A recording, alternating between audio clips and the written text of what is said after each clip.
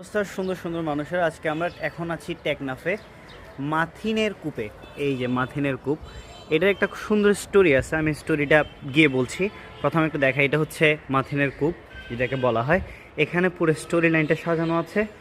আর ধীরাজ ভট্টাচার্য যাকে নিয়ে এই ঘটনাটা, তার এখানে কিছু বই এবং চলচ্চিত্রের নাম দেওয়া আছে, কাহিনীটা এখানে দেওয়া আছে। এবার আমি একটু খুব শর্টে বলি। এই যে ধীরাজ ভট্টাচার্য আমার পেছনে দেখা যাচ্ছে, সে হচ্ছে কলকাতা থেকে এখানে টেকনাফে সে পুলিশ ছিলেন, এখানে কর্মরত অবস্থায় তিনি বদলি হয়ে এসেছিলেন। এখানে আসার পরে সে একজন মেয়ের প্রেমে পড়ে এবং তাদের অনেক বাধা বিপত্তির পরে তাদের বিয়ে ঠিক হয়। কিন্তু যখন তিনি এখানে তো বদলি হয়ে এসেছিলেন, এখান থেকে কলকাতার মধ্যে ওনার ডাক পড়লেন। তিনি যখন কলকাতা গেলেন, তখন কলকাতায় যাওয়ার পরে তিনি আর পুলিশের চাকরিতে ফিরে আসেননি। পরে উনি চলচ্চিত্রতে ঢুকে গেলেন বা চলচ্চিত্র করতে লাগলেন।